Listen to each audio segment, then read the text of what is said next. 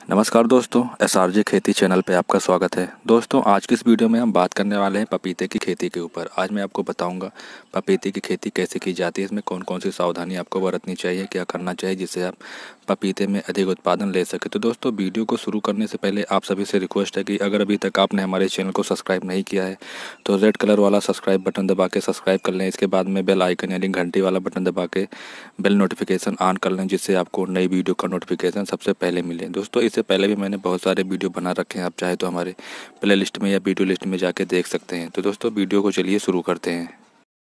तो दोस्तों, यहाँ पे मैं बात करूँगा कि पपीता आपको कैसे लगाना चाहिए, कब लगाना चाहिए, उसकी देखभाल आपको कैसे करनी चाहिए। तो दोस्तों, पपीता सबसे कम समय में फल देने वाला पौधा है, यानी पपीते से हम बहुत कम समय में फल प्राप्त कर सकते हैं। तो सबसे पहले हम बात कर लेते हैं कि हम इसको कौन सी जलवायु में उगा सकते हैं। अगर जलवायु की बात की जाए तो अधिकतम इसमें 38 से 44 डिग्री सेल्सियस तापमान होना चाहिए और न्यूनतम 5 डिग्री सेल्सियस तापमान होना चाहिए। यानी अगर 5 डिग्री से कम तापमान आपके वातावरण में रहता है तो इसमें पाले का असर बहुत ज़्यादा होता है, और अगर 44 डिग्री से ऊपर हमारा तापमान चला जाता है तो भी हमारे पपीते की फसल को नुकसान पहुंचता है। तो ये तो रही बात टेम्परेचर की, यानी हमारा तापमान कितना होना चाहिए। दोस्तों, पपीते को सबसे ज़्यादा नुकसान पाले से पहुंचता है, यानी सर्दियों के सीज़न में इसमें सबसे ज़्यादा नुकसान पहुंच सकता है। तो पाले से आप अपने अगर फसल को बचा लेंगे तो आप इसमें अच्छी पैदावार ले सकते हैं। अब हम बात करते हैं कि पपीते को हम कौन सी मिट्टी में उगा सकते हैं, यानी सबसे बेस्ट सॉइल इसके लिए क्या रहेगा। तो सबसे पहले अगर बात की जाए मिट्टी की, तो आप इसको बलुई दोमट मिट्टी इसके लिए सर्वश्रेष्ठ मिट्टी है, यानी सबसे अच्छी मिट्टी बलुई दोमट मिट्टी है, या फिर किसी भी उपजाऊ ज़मीन में आप इसको उगा सकते हैं। बात की जाए अगर खेत की, तो खेत में आपकी जल निकासी की उचित व्यवस्था होनी चाहिए। जिस खेत में पानी भरा हो जाता हो वहाँ पे आप इसको बिल्कुल ना लगाएं। अगर पानी भरा वाले खेत में लगाएंगे तो आपका जो ये पौधा होता है, ये इसकी जड़ें बहुत हल्की होती हैं और सड़ जाती हैं। तो आपको इसका भी ध्यान रखना चाहिए कि जहाँ पे पानी भर जाता हो वहाँ पे आप इसको ना लगाएं, यानी जो निचला आपका खेत है उसमें आप बिल्कुल ना लगाएं। अब हम बात कर लेते हैं बीज मात्रा की, यानी आपके खेत में बीज की मात्रा कितनी होनी चाहिए। तो अगर आप 1 हेक्टेयर में अपने पपीते की खेती करना चाहते हैं तो वहाँ पे आपको 500 ग्राम से 1 किलोग्राम तक बीज चुन सकते हैं। अब निर्भर करता है कि आप कौन सी किस्म लगा रहे हैं, कौन से आप प्रजाति का पपीता लगा रहे हैं। प्रजातिवार जो बीज की मात्रा है कम ज़्यादा हो सकती है, तो सही होगा कि आप जहाँ से भी बीज खरीदें एक रजिस्टर जगह से ही, यानी अच्छी क्वालिटी के ही बीज खरीदें। उसके बाद में आप वहाँ पे कंफर्म कर लें कि इसकी मात्रा हम कितनी रखें प्रति हेक्टेयर के हिसाब से, तो वहाँ से आपको इसकी कंफर्म जानकारी मिल जाएगी। ऐसे ही अगर मैं बता दूं कि इतना बीज मात्रा लगेगा तो हो सकता है उससे कम लगे या हो सकता है उससे ज़्यादा लगे। तो प्रजातिवार बीज की मात्रा निर्भर करती है कि आप कौन सा पपीता चुन रहे हैं लगाने के लिए। क्योंकि दोस्तों, संकर प्रजाति जो हाइब्रिड प्रजातियां होती हैं इसमें कम बीज की मात्रा लगती है, और जो देसी प्रजातियां होती हैं इसमें ज़्यादा मात्रा में बीज लगते हैं। तो आप इसका भी सही से आकलन कर लें कि मुझे कौन से पपीते की बुआई करनी चाहिए, कौन सा हमारा मार्केट सही है। हम अपने मार्केट के हिसाब से ही अपनी प्रजाति का चयन करें। आपके मार्केट में जो पपीते की अधिक सेल हो रही है आप उसी प्रजाति का ही पपीता लगाएं।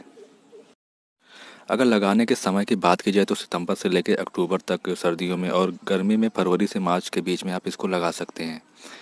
लगाने के लिए आपको इसकी नर्सरी पहले तैयार करनी होगी। इसके बाद में आपको अपने खेत में इसके जो पौधे होते हैं वो लगा देने चाहिए। तो नर्सरी आपको सितंबर, अक्टूबर, फरवरी, मार्च में तैयार कर सकते हैं। इसके बाद हम बात कर लेते हैं नर पौधों को अलग करना। आपने नर्सरी का चुनाव, नर्सरी लगा दी, उसके बाद में अपने खेत में भी अपने पौध लगा दिए। इसके बाद दोस्तों, जब आपका प्लांट 90 से 100 दिन का हो जाता है तब इस पे फूल आने स्टार्ट हो जाते हैं। यानी जब फूल आते हैं उसी के बाद हमें पता चल पाता है कि कौन सा हमारा पौधा नर है, कौन सा मादा पौधा है। नर पौधे में दोस्तों हमारे फल नहीं आएंगे और मादा पौधे में ही केवल फल आते हैं, तो आपको इसका भी ध्यान रखना चाहिए। अब बात कर लेते हैं कि नर पौधे को हम कैसे पहचानेंगे। तो दोस्तों, नर पौधे जो होते हैं वो छोटे गुच्छों में लंबे डंठल युक्त, उसमें जो फल आते हैं वो छोटे गुच्छों में आते हैं और लंबे डंठल में आते हैं। और जो हमारे मादा होती है इसके जो फूल आते हैं एकदम तने से चिपके रहते हैं, यानी शाखा से एकदम चिपके रहेंगे। तो आप जब भी देखें कि कुछ ऐसे प्लांट हैं जिनमें गुच्छों में काफ़ी ज़्यादा फूल आए हैं तो आप उसको तोड़ दें। अब बात करते हैं कि हमें कितने नर पौधों को रखना चाहिए। अगर आप पूरे नर पौधों को तोड़ देंगे तो परागण क्रिया में काफ़ी दिक्कत होगी और आप में उत्पादन में भी कमी हो सकती है। तो आपको चाहिए कि प्रति 100 मादा पौधे के लिए आप 5 से 10 नर पौधे छोड़ दें। यानी 100 पौधे, अगर 100 आपने मादा पौधे छोड़े हैं तो उसके एवज में आपको 5 से 10 पौधे जो नर वाले हैं उसको छोड़ देना चाहिए, ताकि अच्छे से परागण हो सके और अच्छे से आप के फल का उत्पादन भी अच्छे से हो सके। अब हम बात कर लेते हैं निराई गुड़ाई की। समय समय पे आपको अपने प्लांट की निराई गुड़ाई करते रहना है, यानी खेत की निराई गुड़ाई करते रहना है। सर्दियों के सीज़न में आप निराई गुड़ाई कर सकते हैं, गर्मियों में भी आपको निराई गुड़ाई करते रहना है। बात की जाए अगर सिंचाई की, तो सिंचाई आप गर्मी में 7 से 10 8 दिन के अंतराल पे, यानी सप्ताह में एक बार जब भी आप देखें कि नमी चली गई है खेत से, तो आप सिंचाई कर दीजिए। ठंडी में अगर बात की जाए, नहीं सर्दियों के सीज़न में बात की जाए, तो यहाँ पे आप 15 से 18 दिन के अंतराल पे, यानी जब देखें कुल मिला के जब आप देखें कि आपके पौधे, आपके खेत के जो नमी है वो पूरी तरह से सूख चुकी है, उसके बाद आप सिंचाई कर सकते हैं। बात करें अगर फलों के तोड़ने की, यानी इसमें फल कितने दिन के बाद तोड़ने लायक हो जाते हैं, तो 9 से 10 माह बाद इसमें फल तोड़ने लायक हो जाते हैं। यानी 10 माह में आपकी फसल तैयार हो जाती है। आप इसका उत्पाद जो व्यापार है वो 10 माह के बाद अपने फल तोड़ के बेच सकते हैं। अब कैसे पता चले कि हमारे पौधे का जो फल है वो पक गया या नहीं पक गया? तो पपीते के पौधे पे दोस्तों अगर आप फल पे कोई थोड़ा सा नाखून लगा देंगे तो वहाँ पे आपको दूध निकलने लगता है।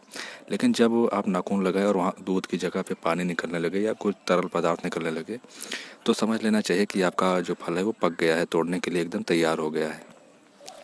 तो दोस्तों ये कुछ जानकारी थी जो मैं आपको इस वीडियो के माध्यम से देना चाहता था। अगर आप चाहते हैं कि मैं इसकी पूरी विस्तृत जानकारी आपको एक अगले वीडियो में दूं, तो आप कमेंट कर सकते हैं। मैं इसके ऊपर पूरी जानकारी A to Z आपके लिए लाकर वीडियो के माध्यम से प्रस्तुत करूंगा। तो दोस्तों अगर आपको वीडियो हमारी पसंद आई तो वीडियो को लाइक करें, शेयर करें, चैनल को सब्सक्राइब जरूर करें। वीडियो देखने के लिए आपका बहुत बहुत धन्यवाद। जय हिंद, वंदे मातरम।